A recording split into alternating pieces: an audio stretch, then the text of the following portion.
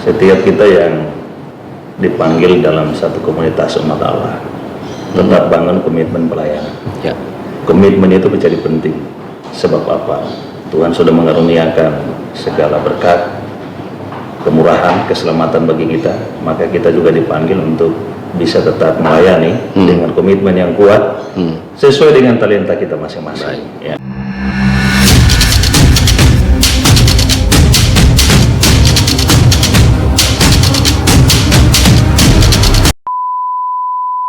Baik, shalom, selamat pagi. Salam.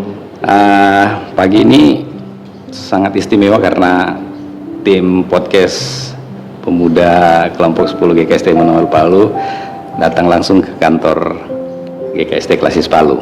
Ya, Dan paling istimewa lagi kami diterima baik sama Bapak Pendeta Armin Tamalanga yang kita akan banyak berbincang sebenarnya tentang flashback bagaimana Pak Pendeta dulu memilih menjadi pendeta pelayanannya, kemudian ada beberapa nanti hal yang akan menarik. Tapi yang paling penting adalah di perbincangan ini kita akan banyak mendapatkan pengalaman dari Pak Armin, Pendeta Armin, baik dari sisi pelayanan maupun janganlah buat kami yang pemuda-pemuda ini. Iya. Baik, saya Roni Sandi, kita kembali lagi di program podcast pemuda kelompok 10 GKST Immanuel Palu. Nah, di podcast kali ini seperti saya sampaikan di awal tadi bahwa kita mendatangi Pak Pendeta Armin sebagai Ketua GKST Klasis Palu, benar Pak ya? Betul. Baik. Sebelum saya lanjut Pak, saya tidak langsung ke inti pembahasan kita ini.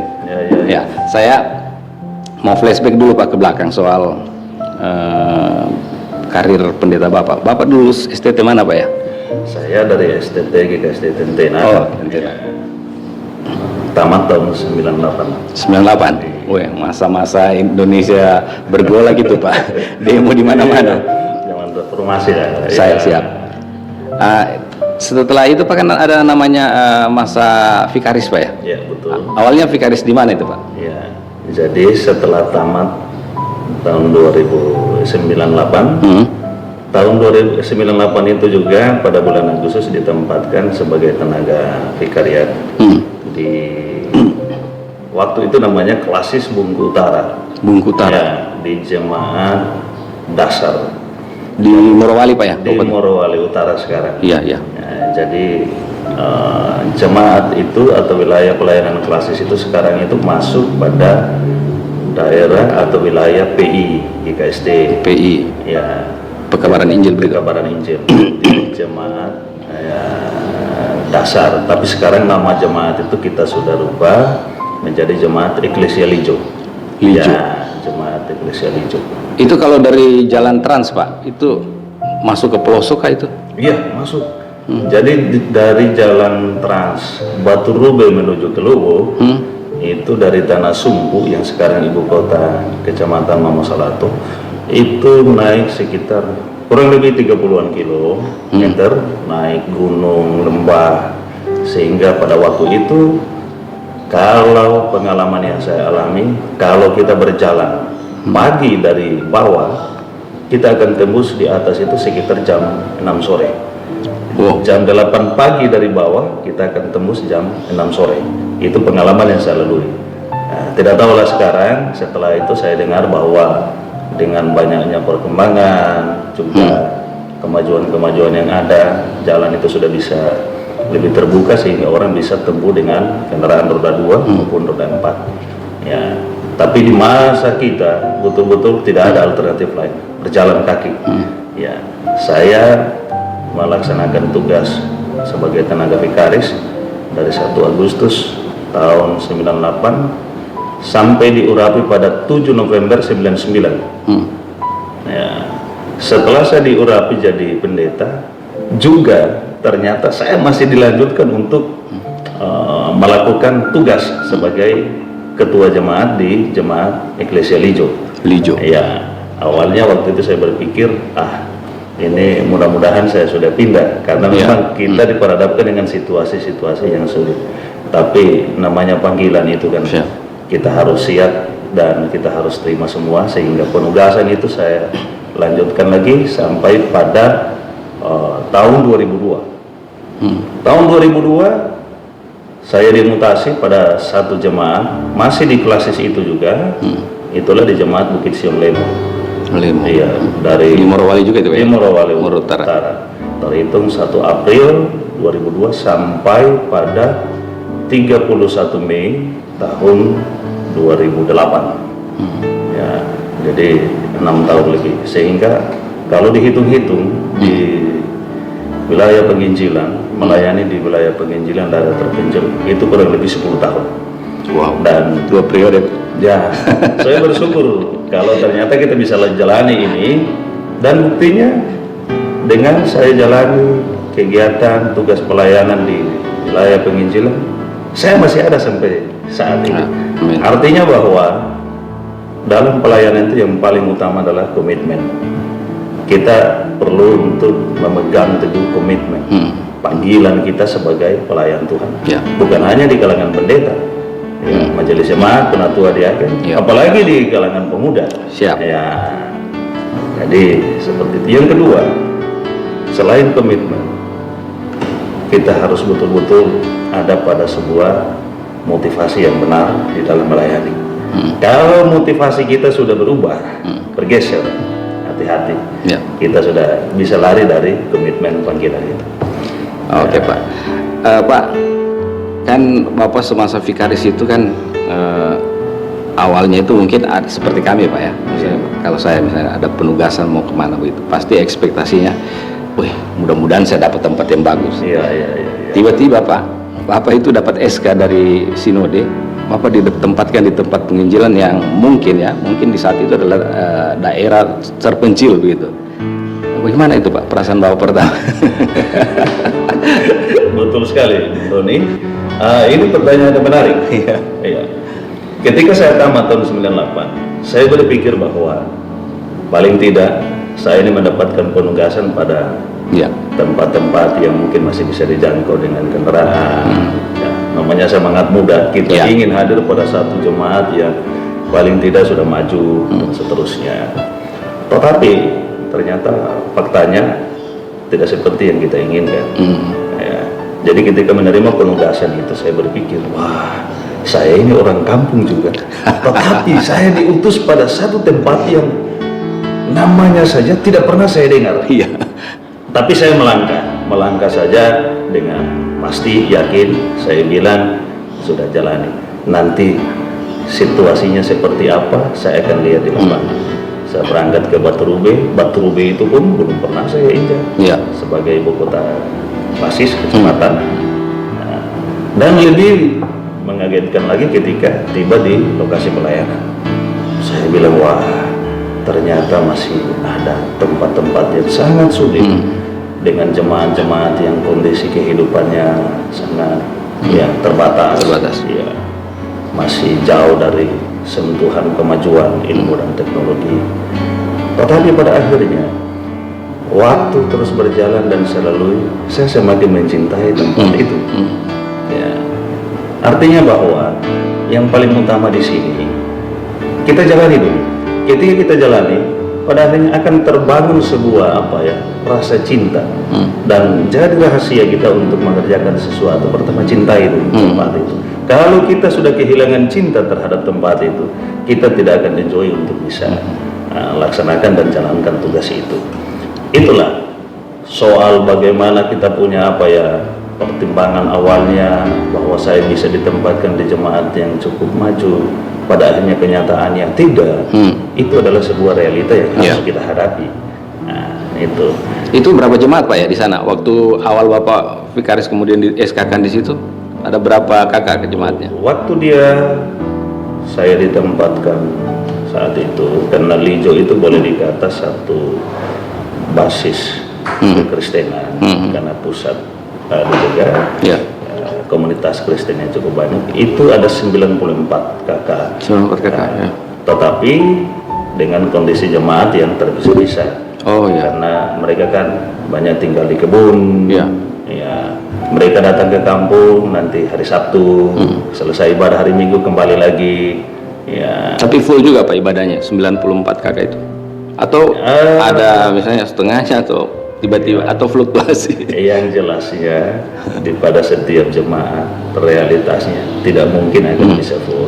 Ada yang namanya cuma tercatat saja Iya. sebagai anggota jemaat.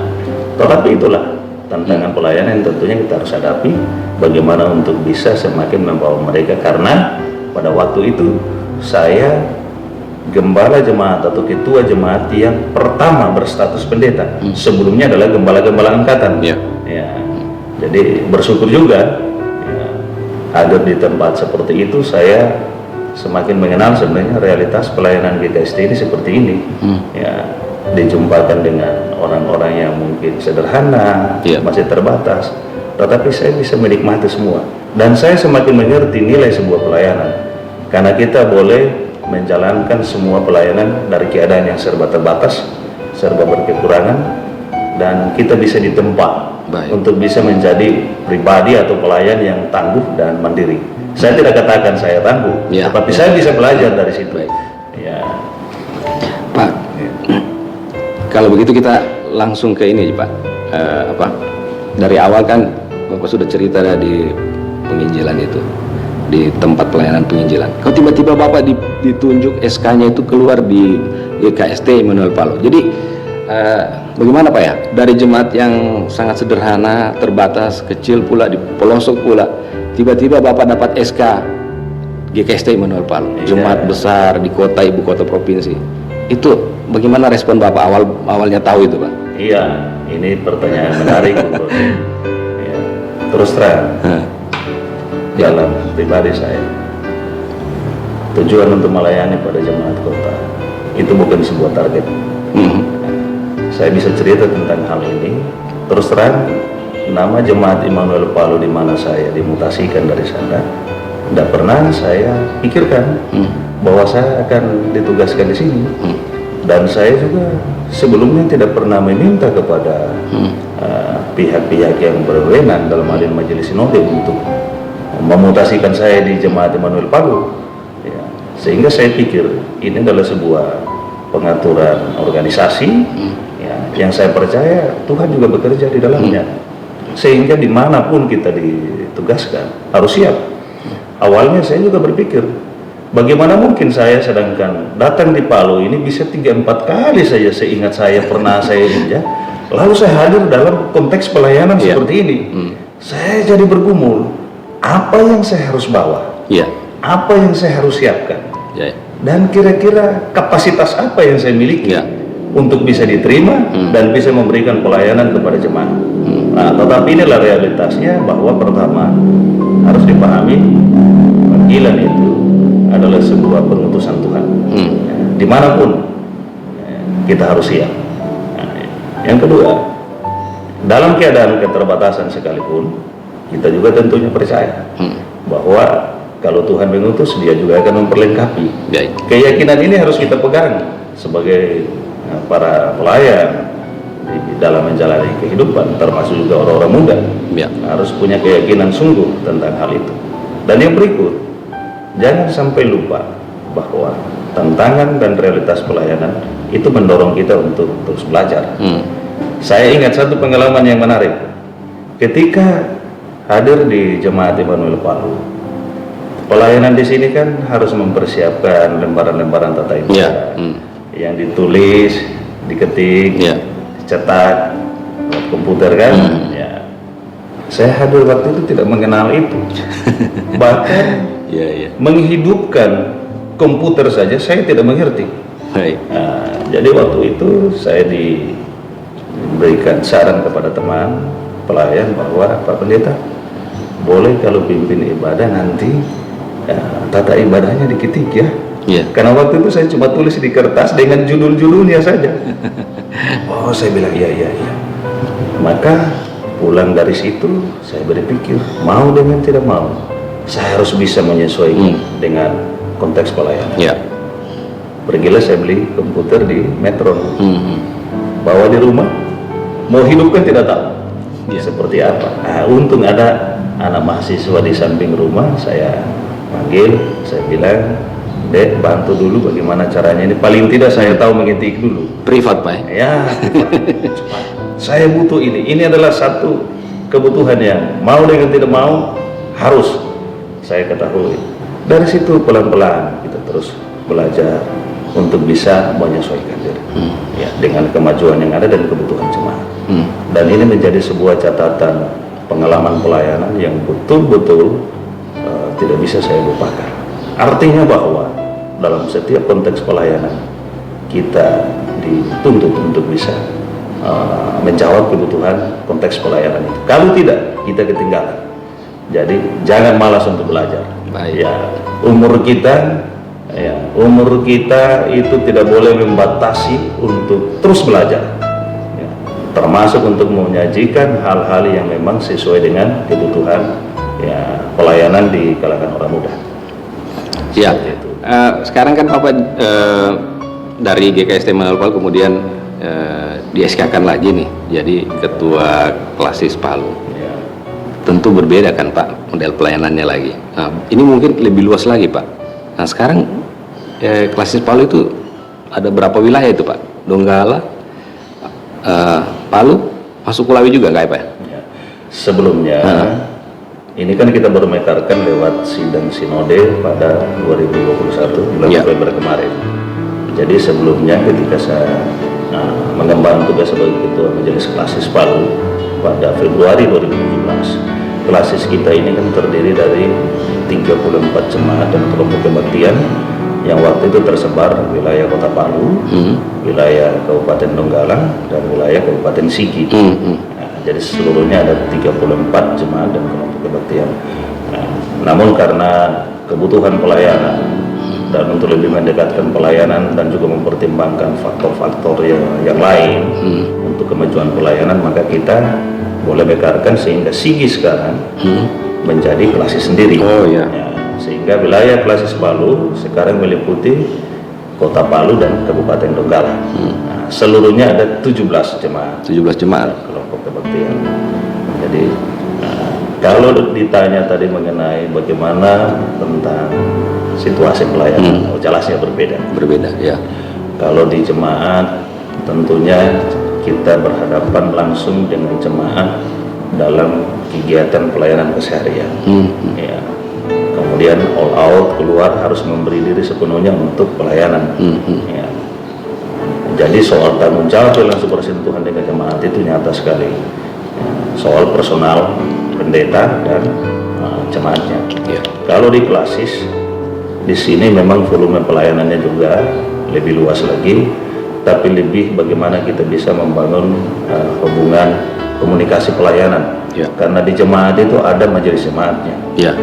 Kita di klasis sifatnya bagaimana terus membangun komunikasi pelayanan, ya, mengatur strategi bersama dalam mengembangkan pelayanan di klasis. Ya. Walaupun dalam konteks seperti ini tentunya dengan wilayah yang cukup luas, ya, tapi kita nikmati. Ya, semua dengan sukacita. Ya. Luar biasa Pak luas itu. Dari Palu, Donggala ini kan ada terbagi lagi wilayah barat, ya, dan wilayah utara. Betul. Jadi jauh betul perjalanan ini. Ya. 17 jemaat yang harus dikunjungi dalam waktu yang sudah ditetapkan begitu kan. Baik Pak, saya ke pertanyaan ini Pak. Kemarin itu kami agak sedikit fokus ke sambutan Bapak. Ya. Waktu Bapak membawa sambutan pada ibadah perayaan HUT GKST Immanuel Palu ke-57. Nah, ada satu yang menggarisbawahi saya, khususnya saya pribadi, Bapak sempat menyebutkan bahwa pelayanan itu saat ini harus lebih kreatif.